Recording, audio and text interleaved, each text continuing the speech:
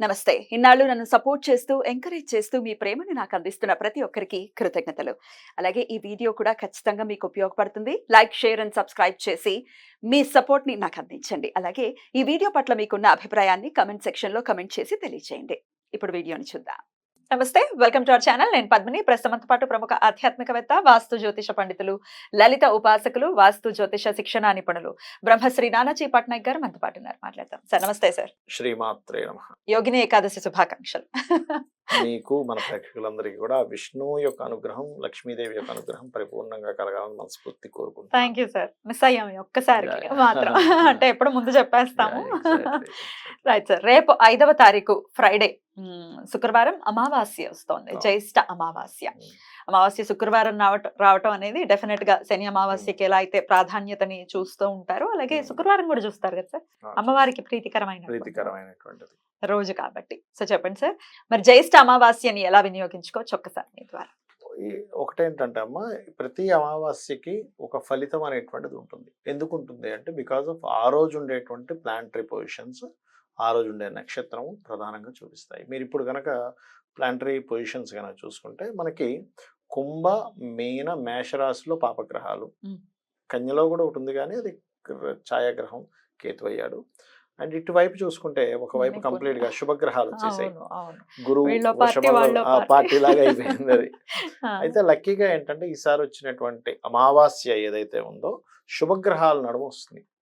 ఎప్పుడైనా శుభగ్రహాల నడుమ పౌర్ణమి వచ్చిన అమావాస్య, ముఖ్యంగా అమావాస్య వచ్చినప్పుడు ఆ రోజు చేసేటువంటి పూజ ఏదైతే ఉంటుందో మంచి ఫలితాన్ని ఇస్తుంది.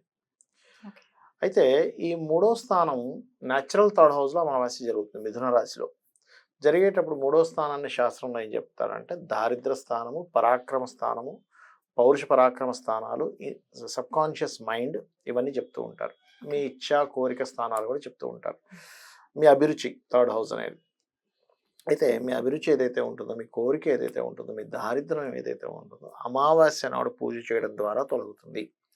ఏమంటే ఎందుకు అమావాస్య నాడు పూజ చేస్తేనే తొలగుతుంది అంటే, మనకి విశ్వంలో కొన్ని సందర్భాల్లో మనకి అసురగణాలు, దేవతాగణాలు పెరుగుతూ ఉంటాయి.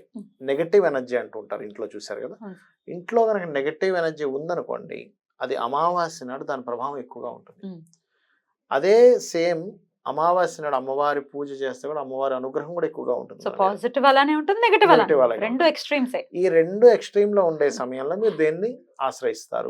అమ్మవారిని ఆశ్రయిస్తేనేమో మీకు ఆ నెలంతా వచ్చే అమావాస్య వరకు ఆ పాజిటివ్ ఎనర్జీ మిమ్మల్ని కాపాడుతూ ఉంటుంది. ఏ పూజా పునస్కారం లేదా పడుకుంటాను, ఇష్టం వచ్చిన ఉంటాను అనేసరికి నెగటివ్ ఎనర్జీ మీకు కనెక్ట్ అవుతుంది. ఎప్పుడైతే మీకు నెగటివ్ ఎనర్జీ కనెక్ట్ అయిందో మీరు చేసినటువంటి పాప కర్మ అనుభవించడం ఎక్కువగా జరుగుతూ ఉంటుంది. రక్షణ లేదుగా. అదే పాజిటివ్ ఎనర్జీ కనెక్ట్ అయింది అనుకోండి, మిమ్మల్ని రక్షణగా ఉంచుతుంది. మీరు పూర్వజంలో చేసిన పాపకర్మ మీ మీద ఎక్కువ ఎఫెక్ట్ అనేటువంటిది ఉండదు. అది మెయిన్ కారణం. అదే కాకుండా ఇప్పుడు ఉన్నటువంటి ప్లానటరీ పొజిషన్స్ ఏదైతే ఉన్నాయో శుభగ్రహాల మధ్యన ఉందిగా ఈ అమావాస్య. అందుకని ఇంకా ఎక్కువ శుభం కలిగించడానికి అన్న అమావాస్యలు వేరు, ఇది వేరు. అంటే ఏంటి? ధనప్రాప్తిని కలిగించడానికి, అదేవిధంగా దారిద్ర నాశనం అవ్వడానికి ఈ యొక్క అమావాస్య బ్రహ్మాండంగా పనిచేస్తుంది. మరి ఏం చేయమంటారు? ఎలా చేయాలి, ఏం చేయాలి అని చెప్పి చూసుకున్నట్లయితే ఒకటే గుర్తుపెట్టుకోండి, ఎప్పుడైనా అమావాస్య పూజ చేసేటప్పుడు మధ్యాహ్నం లోపల పితృదేవతలకి ఇవ్వాలి ఫస్ట్. ఎందుకంటే అమావాస్యలకి వాళ్ళ యొక్క అనుగ్రహం కూడా ఉంది, దేవతా అనుగ్రహంతో పాటు పితృదేవతలకి ఇస్తూ సాయంత్ర సమయంలో అంటే ఈవినింగ్ 7-7:30 తర్వాత కనుక పూజ చేసుకున్నట్లయితే లలితా అమ్మవారి పటం పెట్టుకొని చక్కగా అక్షింతలుతో చేయొచ్చు లేదా పుష్పాలతో చేయొచ్చు. ఇందులో ఎవరికైనా విపరీతమైన స్ట్రెస్ ఉందనుకోండి, బాగా గొడవ, బాగా ఇబ్బందిగా ఉందండి అని అనుకునేటువంటి వారు ఎర్రక్షింతలతో చేస్తారు. లేదండి మాకు గురుబలం పెరగాలి, పసుపు రంగు పుష్పాలతో కానీ పసుపు కలిపిన అక్షింతాలతో కానీ చేస్తారు. అది చేయొచ్చు. అయితే ఇక్కడ లలితాసహస్రనామాలు ఒక్కొక్క నామం అనుకుంటూ చేయడం, లేదా లక్ష్మీ అష్టోత్తరాలు చేయడం, లక్ష్మీ అమ్మవారి పటం పెట్టుకొని పూజ ఒక్కొక్క నామం అనుకుంటూ చేయడం.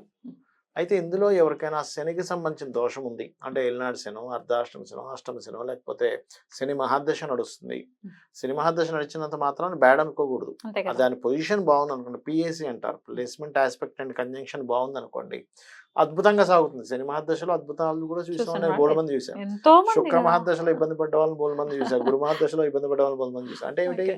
ఆ పిఎస్సి బాలేదు, Hmm. ప్లేస్మెంట్ ఆస్పెక్ట్ అయిన కంజంక్షన్ బాలేదు. Hmm. అలా ఎవరికైనా శనికి సంబంధించిన దోషం ఉంటే కనుక గూడాన్నము అంటారు. Hmm.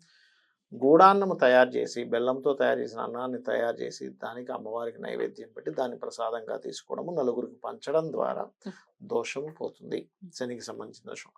అదేవిధంగా అమావాస్య నాడు గోవులకి బెల్లము తినిపించడం ద్వారా కూడా చాలా మటుకు దోషాలు పోతాయని చెప్తూ ఉంటారు. Okay. అదొకటి చేసుకోవాలి. Hmm. అదేవిధంగా అమావాస్య నాడు ప్రత్యేకంగా అంటే చాలా మందికి సందేహం కలుగుతుంది, ఏమండి మనకి ఏకాదశి చేసినట్టుగానే మనం దీనికి కూడా ఉపవాసం ఉండాలా అని. ఏకాదశికి మాత్రమే ఉపవాసం చెప్పారు, వేరే వాటికి ఉపవాసాలు చెప్పలేదు. శాస్త్రంలో అసలు ఉపవాసం అనేది లేదు. నిషిద్ధం. ఇంకా వేరే తిథుల్లో వేరే ఉంటాయి. వేరే అంతే. తిథుల్లో. కాకపోతే మరి ఎందుకండి మరి ఒంటి పూట ఈ పళ్ళు తినడం ఎందుకు చేస్తారు కొన్ని అంటే, వ్రతాలకి అలా వచ్చింది కదా సార్. నిద్ర వచ్చేస్తుంది మనకి. మ్మ్. ఫుల్గా అన్నం తిని కూర్చున్నాం అనుకోండి, ఇప్పుడు శుభ్రంగా భోజనం చేసి కూర్చున్నాము, ఇంకేదో నిద్ర వస్తుంది. అవును. అందుకని మన మనసు దాని మీద లగ్నం అవ్వదు కాబట్టి, ఆ.